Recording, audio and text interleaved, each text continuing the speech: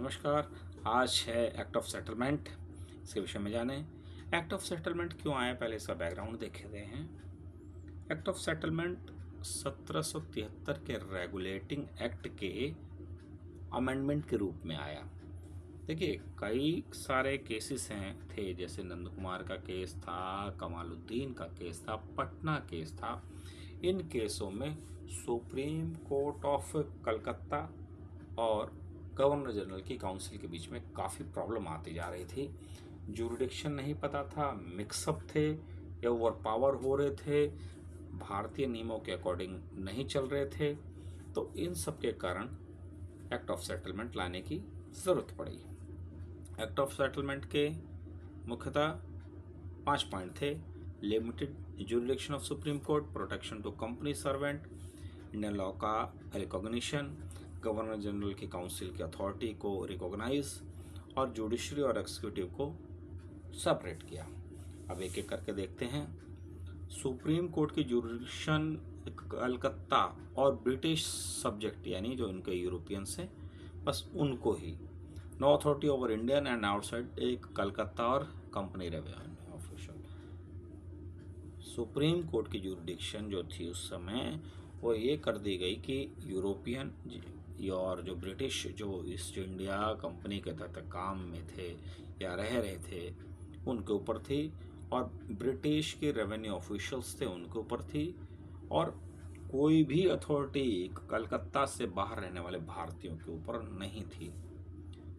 Second, company के जो officers थे रेवेन्यू से संबंधित, उनको ये था कि किसी भी ऑफिशियल कैपेसिटी में उनके ऊपर आरोप ना चलाया जाए, क्योंकि आपको मालूम है गवर्नर जनरल के ऊपर, न्यायाधीश के ऊपर ब्रिटिश गवर्नमेंट ने भी मुकदमा सुना था, और ब्रिटेन की पार्लियामेंट में भी सुना गया था, और सुप्रीम कोर्ट ने भी सुना था।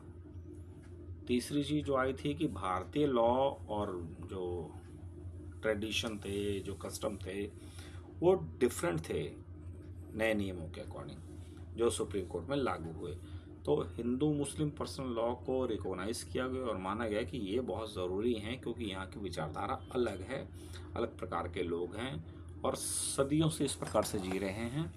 इसलिए माना गया कि इनके जो ट्रेडिशनली जो लॉ चल रहे हैं उसी को किया जाए। Governor general and council authority form, governor generals की काउंसिल की जो अथॉरिटी थी उसको सुप्रीम कोर्ट में प्रश्न नहीं किया जा सकता था। उनको बता दिया गया कि इनको, जैसे आज की डेट में राष्ट्रपति के ऊपर प्रश्न नहीं किया जा सकता, उसी प्रकार से गवर्नर जनरल के और उसकी काउंसिल पर प्रश्न नहीं किया जा सकता था। और पहली बार ऐसा हुआ भारत में, जो हमारे आर्टिकल 50 में है, जुडिशरी और एक्सिक्यूटिव के बीच में सेपरेशन किया गया। अब इसको लाने के कुछ फ़ायदे भी हुए। फ़ायदे ये हुए कि सुप्रीम कोर्ट की जुरिडिक्शन लिमिटेड कर गए, तो आपको मालूम ही है। जुडिशियल ओवर रिच बंद हो गया, यानी न्यायपालिका जो थी उस दौरान, सुप्रीम कोर्ट, वह अपनी सीमाओं से दूर जा रही थी, अपनी सीमाओं का अतिक्रमण कर रही थी, वो रुक गया और सुप्रीम कोर्ट अग्रेसिव रोल को के ऊपर लगाम लग गई, और कोर्ट की जुरिडिक्शन और ईस्ट इंडिया कंपनी की अथॉरिटी, ये दोनों अलग अलग रोल में आने लगी और अपने अपने लिमिटेशन को सेट किया। और इंडियन ट्रेडिशंस तो है, हिंदू लॉ अलग था, मुस्लिम लॉ, और सभी अपने ट्रेडिशन के अकॉर्डिंग डील करते थे, उसको भी उन्होंने मान्यता दी, उसको उसका मान दिया, सम्मान दिया।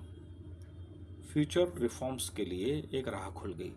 सबसे बड़ी राह जो खुली वो separation of judiciary and executive के बीच में खुली, कि अंग अलग अलग होगा, एक दूसरे के अधिकारों में हस्तक्षेप नहीं करेंगे। यहीं से तो आर्टिकल 50 का संबंध एक्ट ऑफ सेटलमेंट 1781 से है। इस प्रकार से एक्ट ऑफ सेटलमेंट बहुत इंपॉर्टेंट है।